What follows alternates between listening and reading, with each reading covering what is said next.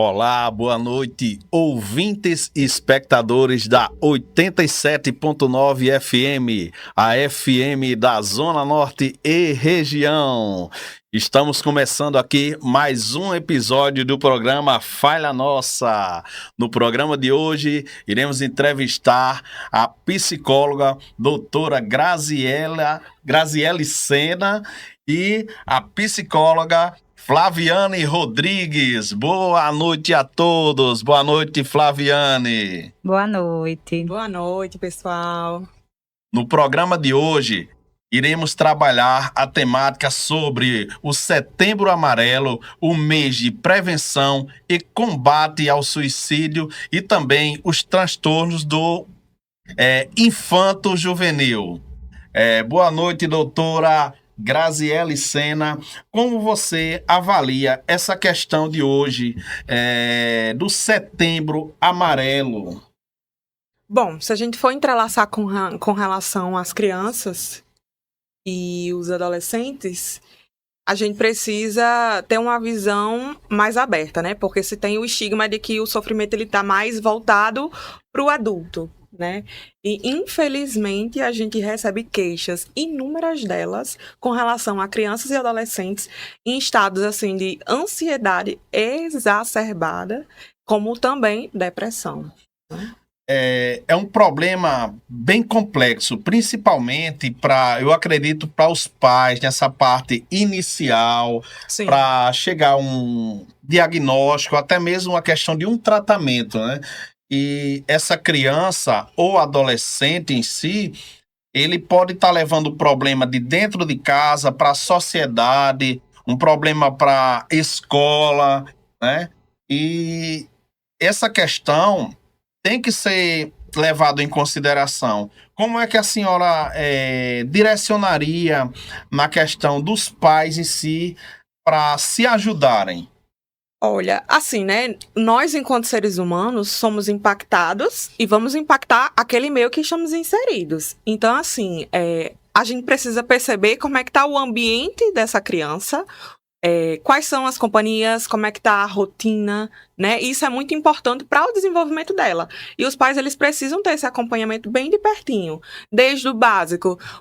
O que meu filho tá mexendo, quais os conteúdos que ele tá acessando nas redes sociais, quem são essas amizades, ele tá tendo uma hora certa para dormir, para comer. Crianças e adolescentes, eles precisam de rotina. Rotina é fundamental, né? E às vezes tem uns conteúdos que parecem até ser infantis, mas no fundo ali tem aquela questão, né, da violência. Ai, meu filho tá muito irritado, ele tá muito agressivo. E às vezes ele tá reproduzindo o que ele tá vendo. Excesso em uso de telas. Com certeza. De certa forma, assim, há uma dificuldade dos pais disciplinar, digamos assim, disciplinar, educar, doutrinar de uma melhor maneira que não prejudique os filhos. Como você orientaria como visão esse pai, essa mãe que tem essa dificuldade do filho, muitas vezes até infantil, uma criança mesmo, entre 5, 6 até 8 anos, que tem uma resistência? Olha, é o posicionamento firme, né? As crianças precisam entender, e os adolescentes também, que todas as ações vão ter consequências. Mas é claro que tudo vai da forma como eu vou me posicionar, como é que vai ser manejada aquela situação. Não é permissividade, né? Mas a gente precisa acolher e validar os sentimentos daquela criança sabendo se posicionar. Infelizmente, atualmente, a gente vê uma terceirização da parentalidade, né? O contexto atual de muitas atualizações, né? Rotinas muito, muito exaustivas, e acaba que, infelizmente, aquela figura de mãe, de pai, não consegue estar ali, frequentemente ali com aquela criança. É aquela fala, eu vou dar o celular para ele ficar quietinho. Vamos num restaurante, mas ninguém se socializa, cada um está com seu celular. E não adianta também o pai chegar e falar, não, meu filho não vai utilizar telas, onde o pai está usando as telas em excesso e não dá atenção para o filho. Então, também tem essa questão, né? Sim. Há uma certa resistência, né?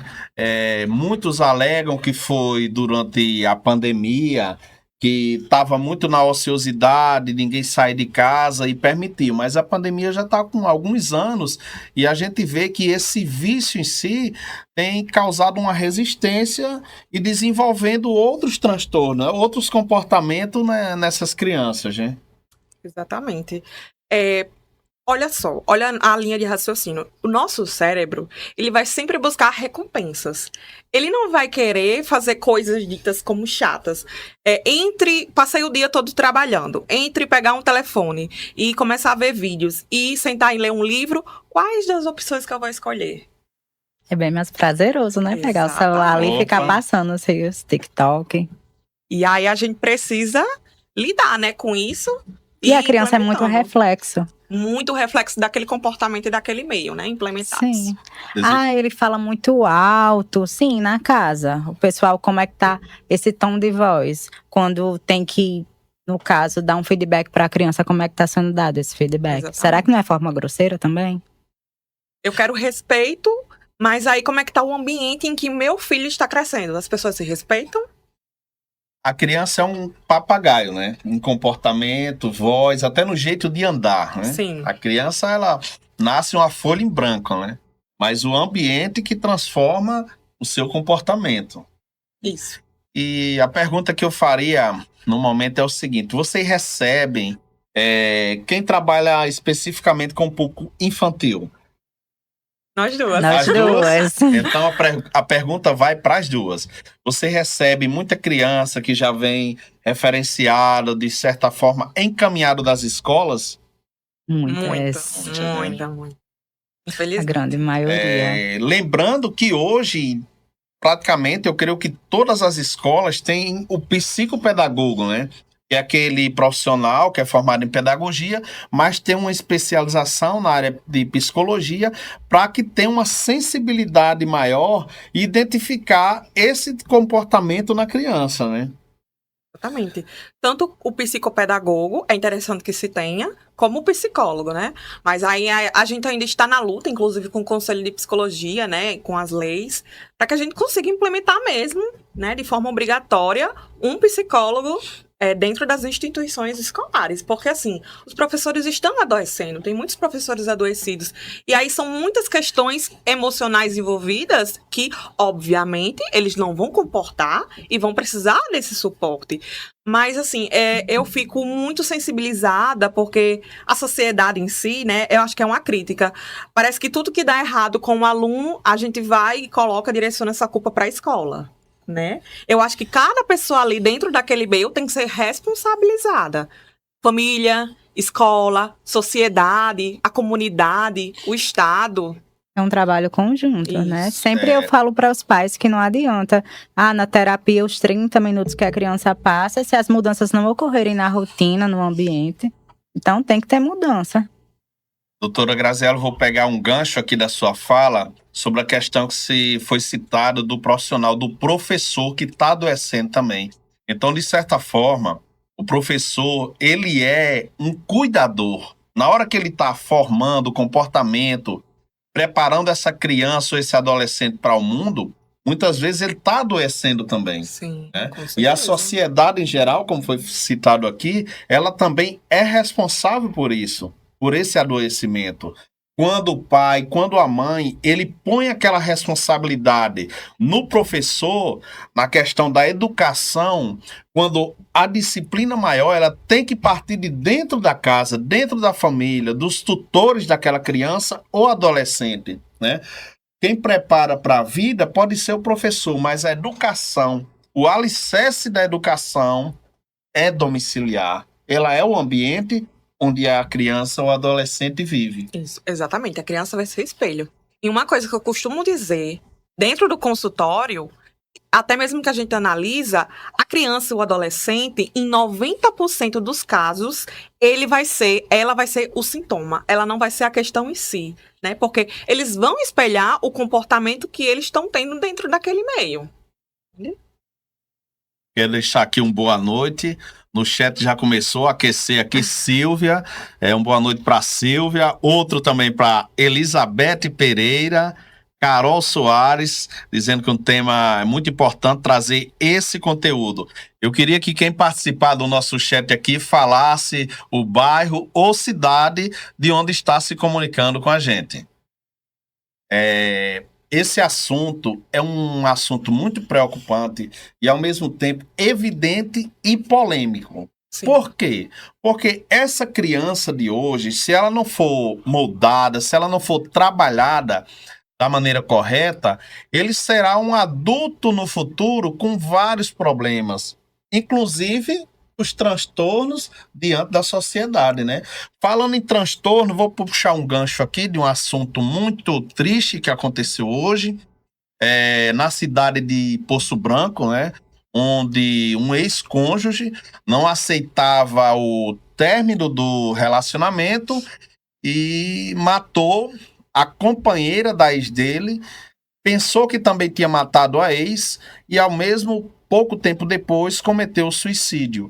Esse caso, será que uma pessoa dessa, ainda jovem, pela foto, não sei a idade específica que ele tinha, não foi preparado, de certa forma, para as perdas da vida, né?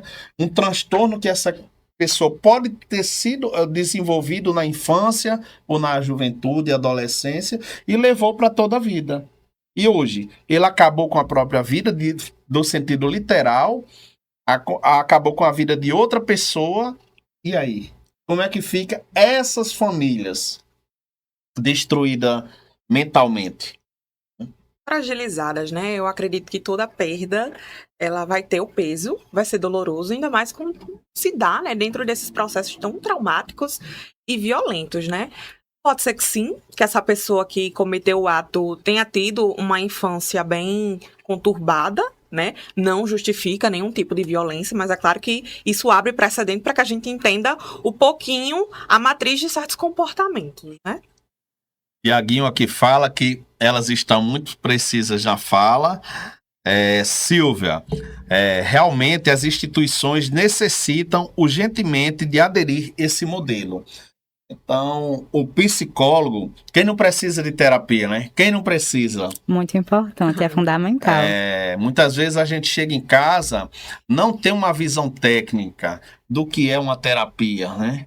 Quem é que tem essa percepção de se autoavaliar e eu preciso? É muito complicado, porque nós, enquanto seres humanos, temos uma resistência em lidar com questões que são desconfortáveis. Como eu disse, né? A gente vai estar toda hora buscando recompensas. Nós queremos sempre prazeres momentâneos, fáceis, né? E nem sempre as pessoas vão estar suscetíveis à terapia.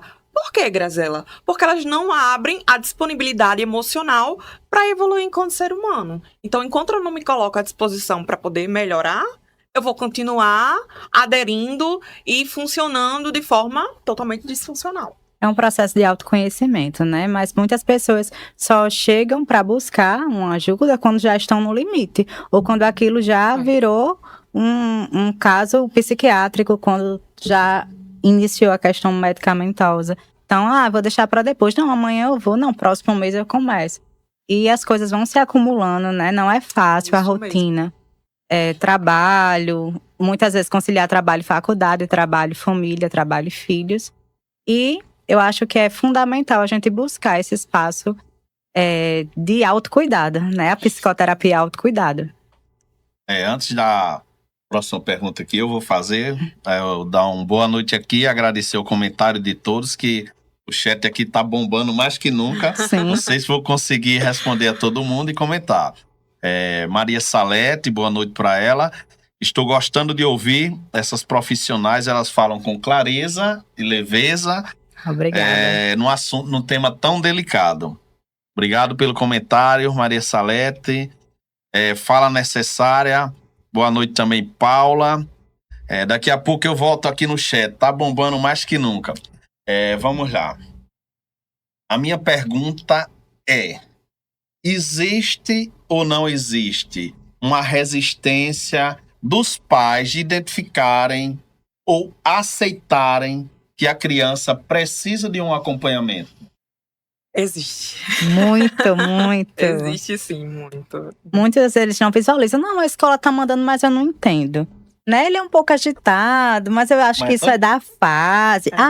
9 anos ainda não lê, mas o pai dele também demorou um pouquinho a ler. Assim, a nossa família também. sempre foi assim, Eu acho que já é coisa de família. Então vem muito isso, muito diagnóstico tardio, justamente por essa resistência, né? De perceber quando a criança está tendo atraso. Então, assim, a gente tem que verificar os sinais. Né? As pessoas dão sinais a todo tempo. Então, um atraso na fala, né? Um atraso em relação ao desenvolvimento tanto da fala mais motor. Então, tem que ser percebido muitas questões aí.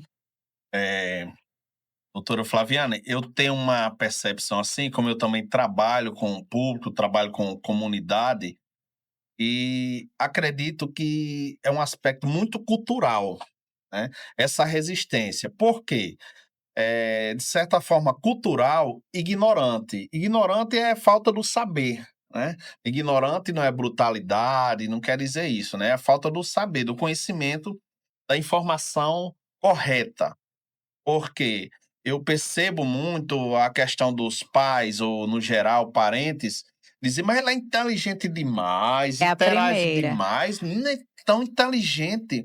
Isso, realmente. Eles trazem primeiro uma dificuldade depois, mas ele é muito inteligente, como se uma criança com diagnóstico de TDAH não pudesse ter inteligência. Exatamente. Não, isso não quer dizer. Muitas vezes, em alguns casos, tem até as altas habilidades. Superdotados, né? Crianças aí. Isso, em alguns aspectos existem dificuldades e outros não. Vai depender muito de criança para criança. E eu concordo com você, Flaviane, porque existe esse estigma de que a criança ela foi enquadrada, né? Tá dentro do espectro, e por isso é tido como uma dificuldade cognitiva, como se ela não pudesse ter essa competência, né? De fazer muitas coisas, né? Sim. Às vezes pode ter, sim, um TEA com algumas questões intelectuais, né? Um atraso aí de linguagem, mas às vezes com muitas altas habilidades também. Sim. E tem até aquela outra questão também. Nem tudo é TEA, nem tudo é TDAH. Às vezes tem uma característica assim bem específica, ele tem uma seletividade alimentar, já acha que é TEA.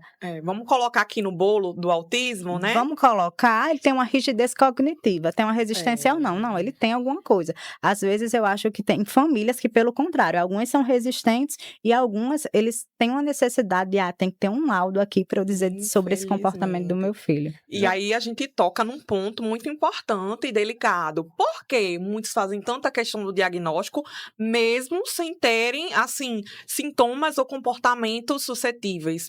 Pela experiência que nós temos na clínica, a gente sabe que existe ali a obtenção, às vezes, de uma aquisição de ganhos secundários, né? Tá muito entrelaçado.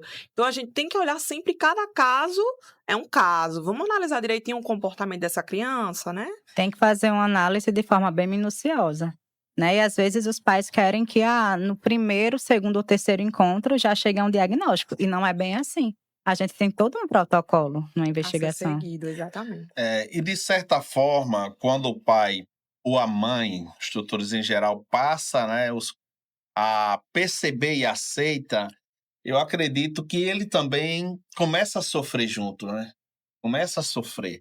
Esse pai ou essa mãe, provavelmente ele começa a se preocupar como vai ser o futuro daquela criança, como é que ele vai ser inserido no conceito de sociedade, se ele vai trabalhar, como ele vai sobreviver.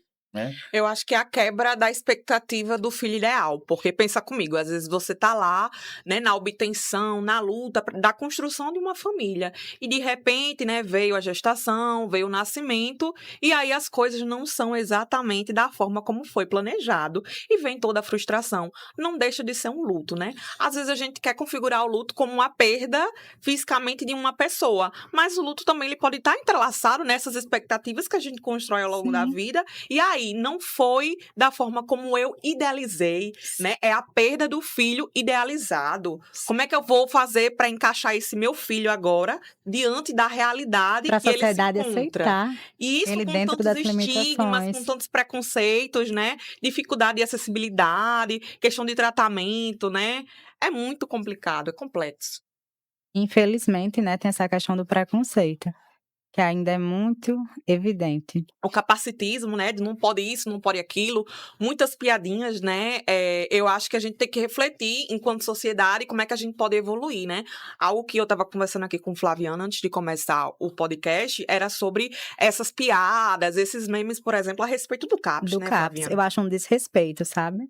Eu mesmo, com parentes, crianças de 10 anos que não sabem nem qual a função do serviço, já faz memes sobre isso, né? E eu vou com a missão de psicoeducar. Você sabe o que é o CAPS? Não, porque Isso. um coleguinha na escola foi e falou.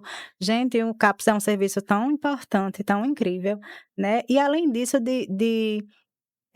transformar em meme também os transtornos. Ah, tu tá mudando de humor, tu é bipolar. Gente, vocês sabem qual a dificuldade do transtorno afetivo bipolar? Vocês sabem o que é uma fase de mania e depressão dentro da bipolaridade? Então, assim, brincar com isso, eu acho isso tão sério, né? Infelizmente. Doutora, o chat aqui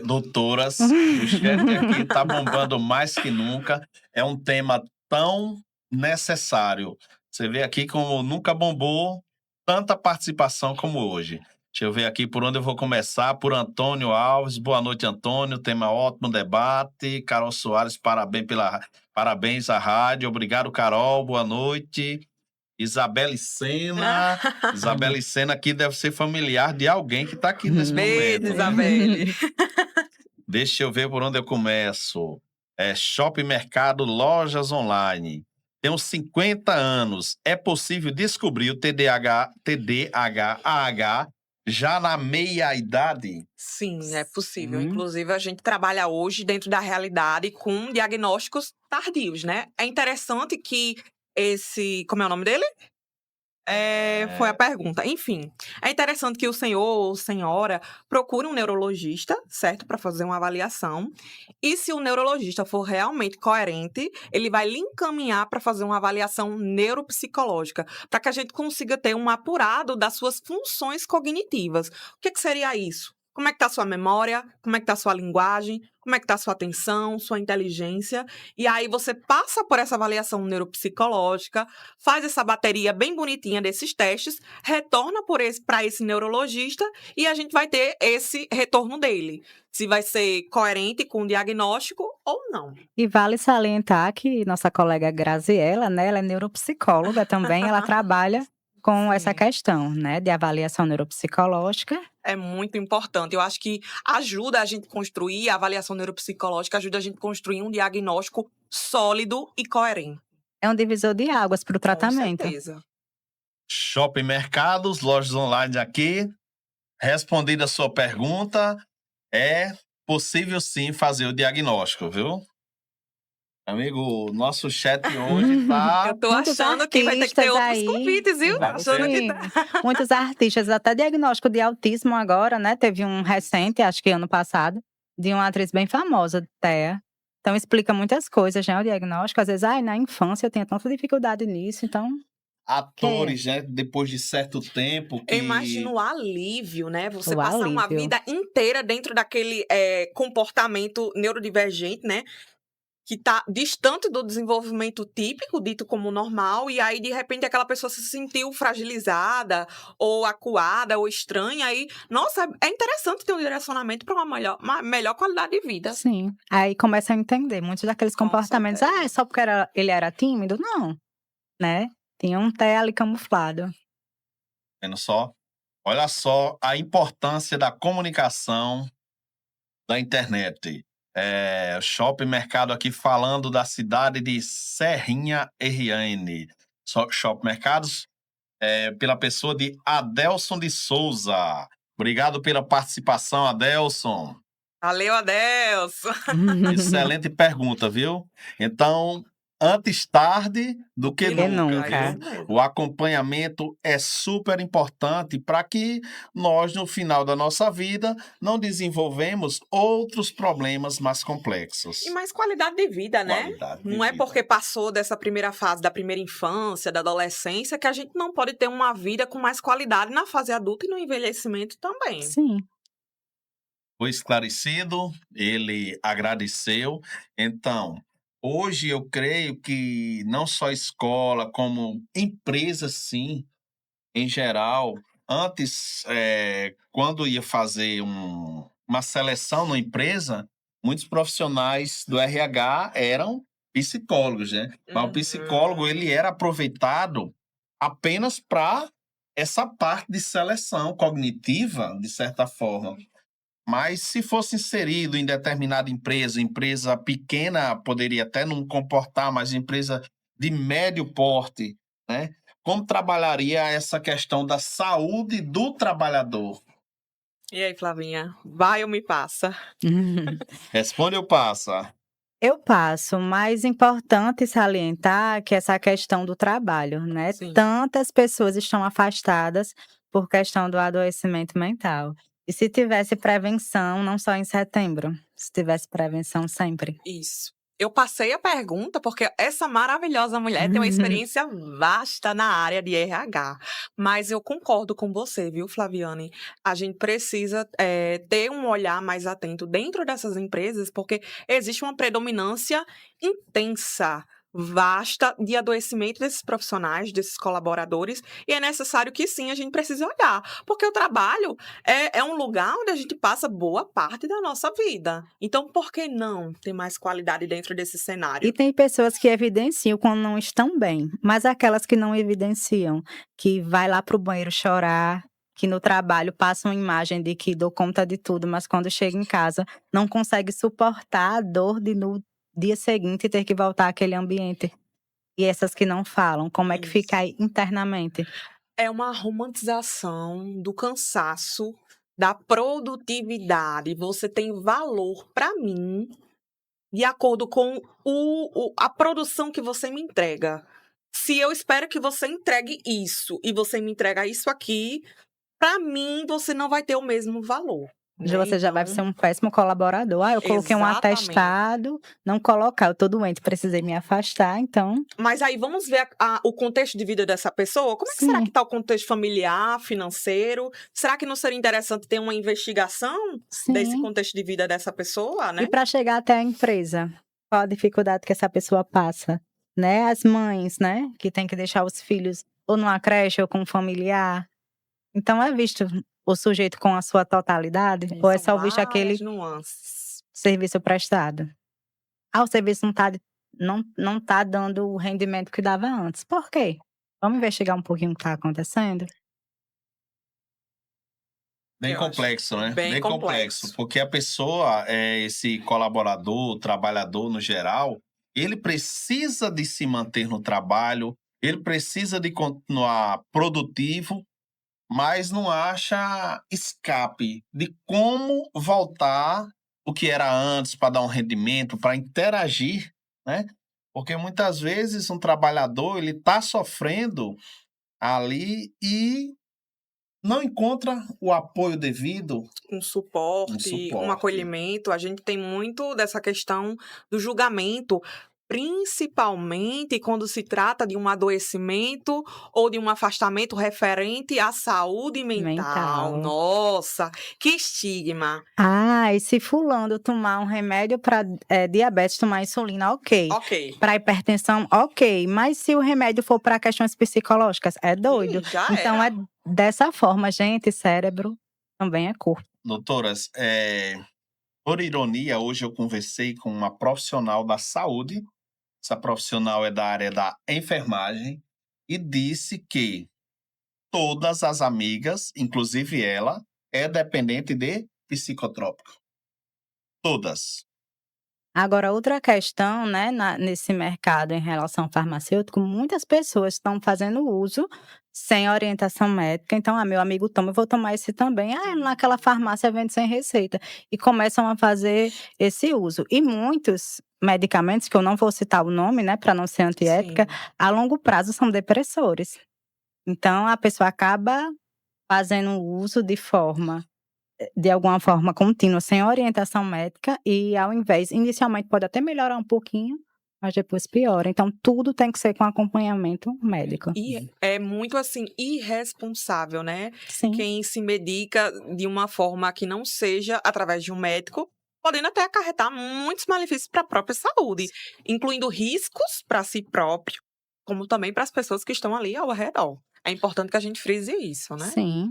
É um prazer temporário, né? Muitas vezes essa pessoa não está conseguindo dormir direito, pela uma carga de trabalho, pelo o estresse, pela pressão que tem naquele determinado trabalho, de um chefe, de um setor. Isso. E muitas vezes a fuga dele é buscar essa automedicação. E a automedicação começa em uma dosagem, de repente, sem acompanhamento médico. Eu estou citando isso, né, gente? Claro, a gente está levando em consideração quem faz uso dessa forma. Nem todo mundo faz dessa forma. Mas então, começa uma dosagem, depois de um período aquela dosagem não está fazendo efeito, aquela pessoa não está tendo uma mudança na rotina, não está fazendo uma psicoterapia, não está fazendo uma atividade física. Então, assim, uma hora a bomba vai estourar. Exatamente. E assim, dificuldade para dormir, níveis exacerbados de ansiedade, irritabilidade, se a gente for analisar, são sintomas. O Sim, que está por trás destes sintomas? sim. Porque se você, vamos supor, é um exemplo, estamos aqui com dor de cabeça e aí toda vez que eu sinto dor de cabeça, eu tomo uma medicação. Tomo um Dorflex para dor de cabeça. Só que aí eu não vou no neurologista, eu não faço exames apurados para entender qual é a matriz, da onde é que está surgindo. Aquele Dorflex, ele pode ajudar você por hora, mas e depois? E a longo prazo? Como é que funciona isso? Doutoras, como suas áreas mais específicas é a parte infanto-juvenil, não é Sim. isso? Infanto-juvenil. O que seria mais difícil, a barreira maior que vocês encontram no atendimento de vocês, no trabalho, na clínica, no consultório? Vocês também atendem online, mas aí Sim. atendem online, né? Eu Qual seria a maior barreira? que a maior barreira para atender crianças e adolescentes, sendo bem coerente e honesta, é a família. É a Porque família. se a família não for parceira da terapeuta, do terapeuta, aquele tratamento ele não vai para frente. É como enxugar gelo. A gente arruma, sabe aqueles lençóis de elástico que a gente coloca na cama, coloca do lado, aí quando a gente vai ver, desencaixou do outro. Então, assim, se não tiver uma parceria, é uma tríade, psicólogo, né, no caso terapeuta, família e escola. Se não tiver essa junção, o desenvolvimento pleno dessa criança e desse adolescente não vai ocorrer. Não vai. Infelizmente, é muito difícil a gente ter um engajamento verdadeiro ali daquela família, daquele pai, daquelas pessoas que fazem essa função de cuidado, porque é sempre essa terceirização, não vou dizer que é todos, certo? Tem muitas famílias parceiras, ainda Sim. bem, mas existe um certo distanciamento, eu percebo, sabe? Dessa responsabilidade, não posso, e direciona, mas e aí, às vezes chega um pai lá e eu digo, como é o nome da professora do seu filho? Ele não vai saber me dizer. Eu já peguei de escola. Qual é o nome da escola para solicitar um relatório para a escola? Vixe, peraí, deixa eu perguntar a fulano e tal. A mãe. Ixi, Então, só a mãe sabe assim, responder. Não, no caso aí a mãe não sabia, né? a mãe não sabia. Não sabia, né? Já aconteceu também de o pai não saber. Aí, vixe, agora você me pegou. Qual ano? Peraí, deixa eu lembrar qual ano que Se ele não dá. tem essa coparticipação, Não nem vai na funcionar. escola não funciona, né? Não funciona. Então, de certa forma, os pais também precisam de terapia, né? Precisam. de um A gente acompanhamento. direciona Com sempre. certeza. É como eu sempre digo, criança, em sua maioria, ela não vai ser o problema, ela vai ser o sintoma. Sintoma. E às vezes os pais não se entendem, né? A gente pega muitos casos de pais separados, Nossa, da muito criança complexo. Da criança fica uma semana com uma semana com Compartilhada, guarda né? compartilhada. E às vezes falta comunicação, né, desses cuidadores. Sim. E aí, como é que a gente vai conseguir ajustar se aquele pai e aquela mãe não conseguem o básico, que é sentar e conversar sobre o desenvolvimento do próprio filho em terapia? É bem denso. Vamos lá. Essa questão agora estendeu mais o tema para a parte jurídica. Sim. Vamos lá. Quando há, nesse caso, essa guarda compartilhada ou guarda alternada, vocês veem, de certa forma, como profissionais da área, profissionais técnicos, psicólogas, é bom ou ruim? O que tem sido de bom, ou melhor, o que tem sido de bom nessa guarda alternada ou compartilhada e o que tem sido de ruim? Olha, vai depender muito de como aquela família se estrutura. Se eles possuem uma boa comunicação, aquela guarda compartilhada, aquela guarda alternada, né, vai dar certo. Vai fluir. Comunicação é fundamental em todo o Isso. processo. Agora, quando a guarda compartilhada traz aquela questão, vai para casa da mãe, ela tá só falando sobre o pai, falando mal, que eu digo. E quando vai para casa do pai também tá essa troca, Aí né? já E a se criança configura ali, como alienação, né? isso, Tem a que tomar criança já cuidado. está ali com um sofrimento. Então a gente já vê ali os gatilhos para a criança necessitar desse acompanhamento. Porém, a gente não tem como mudar esse cenário. Então a mudança tem que partir deles. Né? Então, às vezes os pais chegam como se a psicoterapia fosse uma receita de bolo. Faça isso, isso e isso, e vai dar certo. E se de repente for para 3 sessões a criança ainda continuar com o comportamento, eles não, é porque não presta psicóloga, porque Isso. terapia não presta. O problema está no terapeuta, mas Isso. não está na família que não foi Não melhorar está, as que questões não das melhorou. comunicações, né? Com certeza. É interessante que a gente veja esse outro lado também. Sim. Então é um tema muito complexo, né? Porque sempre ouvi falar e a gente sabe demais que quem mais sofre na separação não são os adultos, não são os ex-cônjuges, e sim as crianças que ficam nessa partilha, fica de certa forma cerrado ao meio ou em várias partes, né? A criança não entende, a criança não acompanha, porque até mesmo não deve acompanhar essa desestruturação do lar, né? Sim. Mas assim, quando os pais, essas figuras de cuidado, são responsáveis, possuem uma boa comunicação, olha, não deu certo o nosso envolvimento, o nosso relacionamento, mas a gente tem algo em comum, algo de muito bom que surgiu dessa relação, que é o nosso filho, a nossa filha, e nós vamos fazer dar certo. E aí também é possível encontrar também Sim, esse outro lado. Já teve Embora diversos casos. que tristemente a gente tenha se deparado em sua maioria Sim. com essas questões de falta de comunicação, Sim. infelizmente. Isso sim é um problema, né? A criança, o conceito como a gente falou anterior, o conceito geral, porque muitas vezes essa criança ela pode deixar de estar rendendo numa escola, pode desenvolver outros problemas, outros transtornos em si, né? Exatamente. Apesar que, às vezes, a escola também negligencia, né? Tem algumas instituições que podem ser falhas nessa identificação. A gente sempre tem que analisar, olha, cada caso é um caso. Eu sempre costumo dizer que toda generalização ela é sempre perigosa, porque a gente não pode pegar tudo e botar numa caixinha. Tem escolas, sim, que são muito difíceis de comunicação. Às vezes, para a gente conseguir um relatório, a gente tem que estruturar um ofício, e às vezes, mesmo com o ofício, a gente tem essa negativa, né? Aí isso faz surgir o questionamento do porquê. Por que um simples relatório está sendo tão difícil para a gente conseguir essa escola?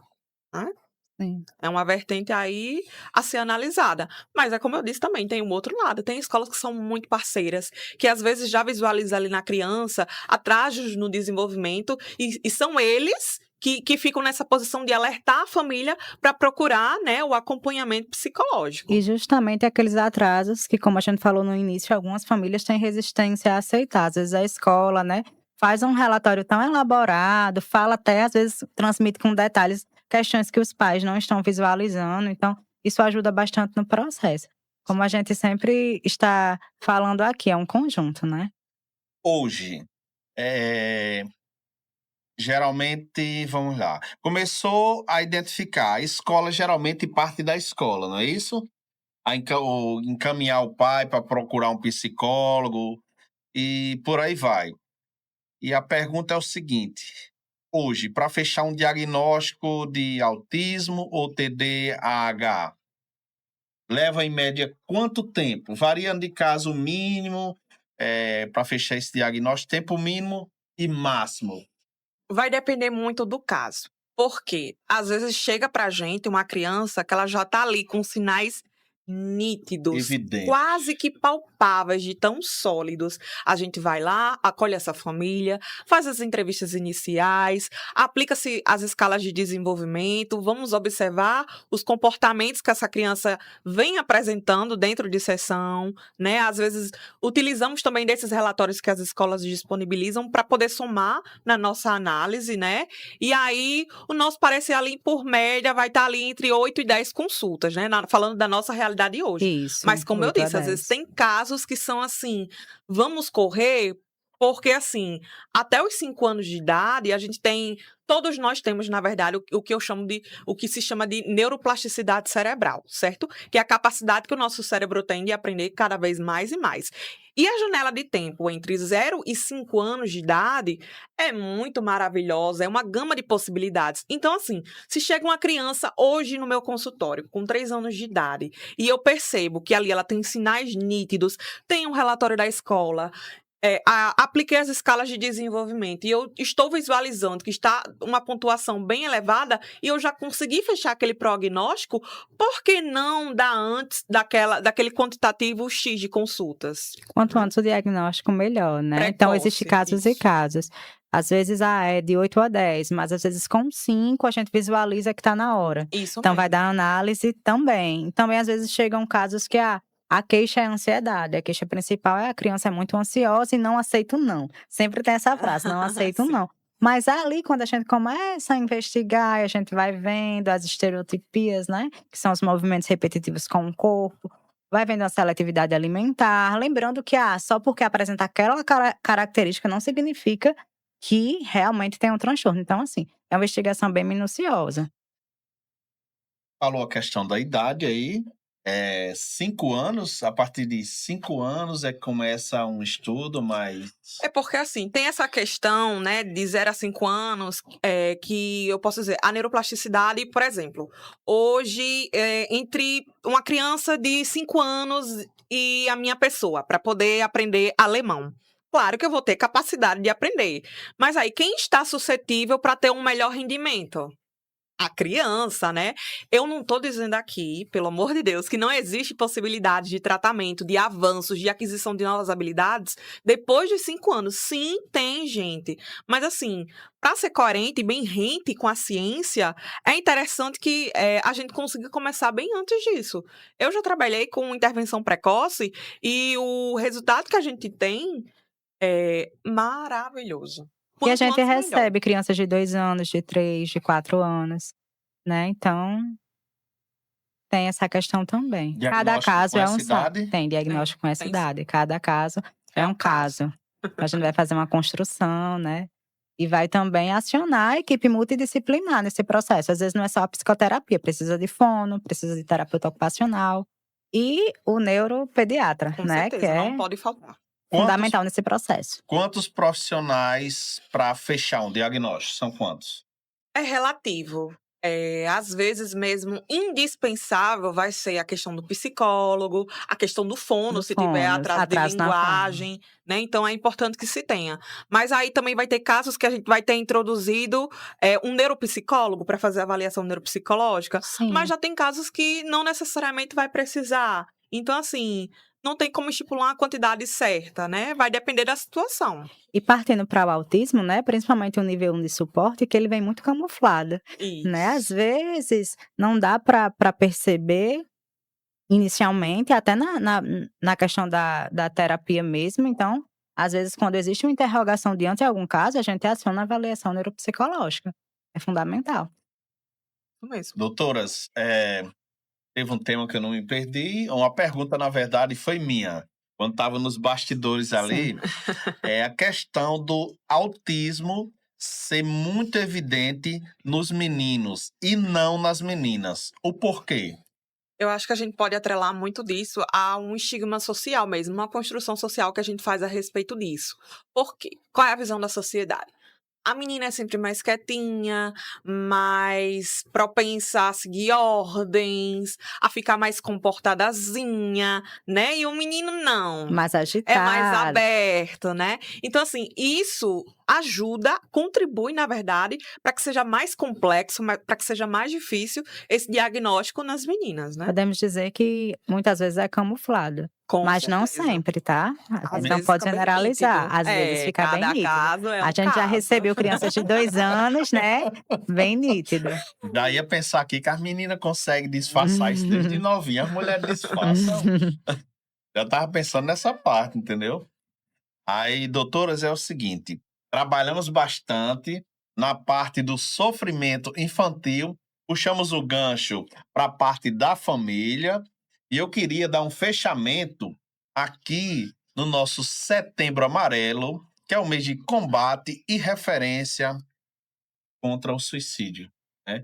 Que, como eu falei aí há uns 20 minutos atrás, do ocorrido no interior do Rio Grande do Norte, aqui perto, na cidade de Poço Branco, o trágico que aconteceu hoje, né?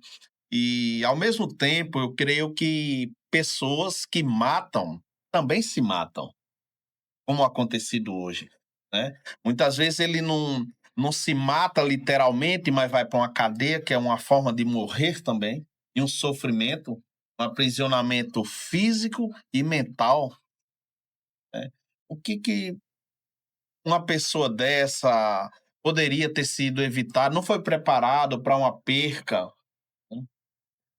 É muito delicado falar, porque assim, a gente não, pelo menos eu, né, não conhecia, não teve contato. Era interessante que tivesse sido feito, né, uma análise psicológica, que essa pessoa passasse por um acompanhamento. Como é que foi o histórico de vida dessa pessoa? Como é que foi a infância, né? Como é que foi essa relação? Já começa daí, né? Como foi que se estruturou, né? São muitos pontos aí em aberto. Eu acho que, assim, ficar muito amplo e aberto a gente falar sobre o que realmente, de fato, motivou, quando a gente não tem o acesso ao histórico de vida daquele paciente, né? Daquela pessoa em Sim. si. Puxando um pouco para a questão da lei, a parte jurídica, a Maria da Penha, ela está muito eficaz, muito evidente, né? Inclusive já trouxe aqui no nosso programa, ex-vítima da lei ou da violência doméstica, certo? E, de certa forma, tem aumentado os casos de violência e levando até a fatalidade, os casos de morte, não apenas a agressão física ou De mental, o feminicídio, né? feminicídio em Sim. si. Essas pessoas eu não tenho a visão técnica, o conhecimento, mas provavelmente são pessoas também transtornadas. Hoje eu conversei com uma pessoa onde ela disse que o filho namora, ó, uma determinada pessoa, que ele não pode ficar sozinho num canto com o celular.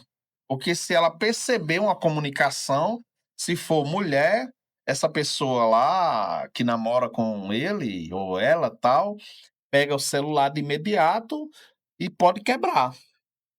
Sentimento de posse. Isso. De controle, né? Às vezes pessoas não sei, não pode ser que não seja o caso, mas geralmente é muito contundente com o transtorno da personalidade narcisista, né? Sim, Pode ser que sim, pode ser que pode não, ser que cada não, caso é mas é um um caso. Por caso. isso que eu sempre friso nisso, da gente ter que analisar realmente, ter contato com o histórico de vida daquela pessoa. E há um risco, né? Que é um comportamento, de certa forma, se for ele ou se for ela, muito agressivo, que há destruição patrimonial e pode ter uma destruição física também, né? Quando um sinal não, várias vezes já foi evidente. Sim. Ficou bem claro, né, nessa questão aí. Eu percebo que essas situações são questões mesmo de saúde mesmo, questões que a gente precisa envolver a sociedade nessas discussões, né?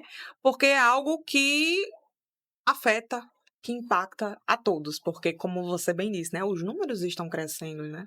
E às vezes os sinais estão ali e a gente não observa, né? A gente não abre precedente para aquilo. Não dá para levar na brincadeira, não dá para deixar de lado. Porque se a gente for levar em consideração só quando acontece com nós, ou com um amigo, com um vizinho, com um irmão, aí fica pesado, né? Mas muitas vezes está bem evidente. E eu falei mesmo para essa pessoa, que é mãe do esse determinado jovem, ou dessa jovem, tal, que é um sinal evidente de um problema grave futuro. E pode ser um futuro breve. A forma como a gente se relaciona consigo mesmo é muito importante, sabe? Porque a gente pode acabar caindo em armadilhas como essa, né? Desenvolver uma dependência emocional, não conseguir enxergar, ficar entrelaçado naquilo e, enfim, Não ter o muitas. autocontrole. Exatamente. Então, E a pessoa que está, nesse caso, às vezes nem se percebe que está dessa maneira. Não todas, né? uhum. Mas algumas acabam nem percebendo. Vai ser divulgado sim, Carol. Vai ser divulgado em todas as redes sociais. Vou dar um agradecimento a todos aqui, que foram muitos comentários na participação. Deixa eu ver aqui quem eu posso falar. Felipe Emanuel, boa noite para você. O Wallace, Tiago Pereira, quem mais? Paulo, eu já falei. Ana Carla Santos, muito bom. Suzana Câmara, boa noite, Suzana. Deixa eu ver quem mais. Maria Peone, o trabalho de vocês é maravilhoso. Então, o trabalho é rico com conhecimento, informações de utilidade pública, que é principalmente voltado para a nossa saúde mental, porque não existe saúde física sem uma boa saúde mental. Isso mesmo, é um entrelaçamento, né? Não tem como eu dissociar a minha mente do meu corpo, né? Se você se desfalca, se eu me alimento bem, mas de repente eu não durmo, você não tem saúde. Não É tem um como conjunto, né? dissociar. Se não dormir, olha, eu me ponho nessa vibe do tema, eu fui muito resistente a dormir. Hoje eu vejo a necessidade que eu deixei passar de lado. E eu achava legal. Passava uma noite e ia trabalhar, tranquilo. Mas hoje tenho pressão alta, entendeu? Teve algumas Então, consequências, algumas né? consequências, tem um Quantas e peso. como? Se a né? gente não tem uma noite de sono de qualidade, dificilmente a gente vai ter um dia produtivo. Exatamente. Às vezes esse comportamento, eu estava até conversando, né, essa semana sobre isso. Às vezes esses comportamentos de falta para conosco mesmo, ali se sabotar para não dormir, às vezes deixar de treinar porque acha que assim vai adquirir mais tempo para resolver demandas laborais, ou seja, demandas de trabalho, ou demandas de Deixar pra faculdade, segundo de estudo. plano. Mas aí, se a gente for analisar bem direitinho, você não está ganhando tempo, você está perdendo tempo. Perdendo. Porque a partir do momento que, por exemplo, você não dorme bem, sua capacidade de atenção, seu planejamento, eles vão estar afetados. Carol Soares pediu para divulgar as redes sociais das doutoras. Fala, doutora. Sim, gente, meu Instagram é @psigrazielacena. E o meu é @FlavianeRodriguesPC. Sigam lá. É aberto, né, de vocês? Sigam, Aberto. sim, podem Tem que seguir, ser gente. aberto para Sim. multiplicar informações boas. Antes de terminar, viu, que eu não quero forçar vocês demais não, para você não ficar desgastado para a próxima, viu? Porque esses temas que a gente trabalhou aqui foram mais de um, né? 2 ou 3 aqui. Vários. Foram citados. Vários eixos. Um complementa o outro, né? Um depende do Interligados, outro. isso mesmo. Então dá para a gente trabalhar em outras ocasiões. Com Sim. certeza. Inclusive, eu já vou deixar o deixa aqui, viu? Sei que quando o dia, já sintam convidadas para mais adiante retornarem aqui e enriquecer o nosso programa. Eu pretendo montar um quadro de saúde mental na nossa programação. E esse quadro, justamente, poderia não ser tão grande assim como hoje, mas poderia ser em um bloco Sim. dentro da nossa programação Acho bacana. e repasse informações de utilidade pública, que é a nossa saúde mental em geral. Quem é que não precisa de um bom equilíbrio mental, de uma boa saúde, né? E vocês, estariam divulgando o trabalho de vocês de forma online, ou alguma clínica ou instituto que vocês prestem os seus devidos serviços. Sintam-se convidada a nos colaborar com essa. Olha aí, muitos Agradeço. desdobramentos, né, da noite de hoje. Sim, várias temáticas e várias possibilidades de temas que a gente pode trazer, né?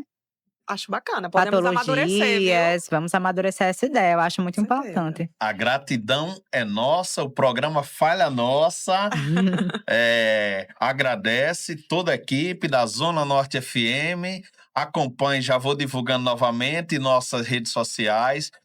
Toda sexta acompanha no chat ao vivo pelo YouTube da Zona Norte FM. Mas o programa no canal oficial é o Falha Nossa com C cedilha. O Falha Nossa porque nós temos falha sim. O C cedilha é de forma intencional e criativa da equipe. Pessoal, estamos nos despedindo? Pode ficar à vontade, não temos tempo ainda, viu? Eu queria agradecer, né, pelo convite. Eu vejo como sendo muito importante espaços de fala como esse, né? Debates para que a gente olhe com mais atenção para a nossa saúde mental e se implique, né? Porque nós temos, enquanto sociedade, o papel de responsabilidade, tanto no cuidado com a nossa própria saúde, como também com relação àquelas pessoas que estão ao nosso redor. E queria agradecer também a todos que participaram hoje pelas perguntas, pelas interações, foi muito importante, né? E mais uma vez, muito obrigada, viu, pelo seu convite, eu acho que foi muito importante e gratificante. Algumas pessoas já perguntaram, eu não fico citando muito nome, mas pode chamar de Hortêncio, viu? O Manuel Hortêncio, na programação do Falha Nossa. Então, eu queria agradecer a participação de todos, né? Agradecer a Manuel pelo convite, minha amiga Graziela, amiga de profissão e amiga de vida, né? Que é um prazer compartilhar. Foi maravilhoso, amiga. Compartilhar a profissão e a vida com você. Ai, amo, linda! Então, só agradecer e a importância, né, da gente trazer esses temas tão relevantes sobre saúde mental, que esses possa ser nosso primeiro encontro de muitos, né? Olha aí, muitos vamos desdobramentos para a gente falar e compartilhar aí com vocês. Agradeço todo mundo que mandou mensagem aí, os elogios, né? E estamos abertas. Elizabeth aqui diz que já está ansiosa, Elizabeth Pereira, para o próximo assunto. Ai, obrigada, Elizabeth. Um abraço. Carol Soares, ótima ideia esse quadro, muito necessário. Parabéns aos envolvidos. Obrigado, Carol Soares. Obrigada. Quero mandar aí um abraço também para a Silvia, né, que é minha prima, mas assim, teve comigo desde o meu nascimento, né? É uma prima tia e ela tá aí desde o início acompanhando e muito obrigada. Você é importante demais. Agradecer também a minha mãe, Maria Zosária, que ficou com minha pequena para eu poder estar aqui agora. Obrigada, né, as meninas que estão aí comentando. Carol, Elizabeth, Ana Carla, um abraço, gente. Isabelle também. Felipe, o nosso supervisor, né? Felipe Emanuel, maravilhoso. Felipe, adorei que ele estava aqui. Isso, e Suzana também, nossa amiga. Abraço, Suzana. Cristiane Rodrigues Dantas. Cristiane, minha irmã, né? Minha segunda mãe. Abraço, viu, Cristiane? Que bom que você estava aqui hoje. Amo vocês.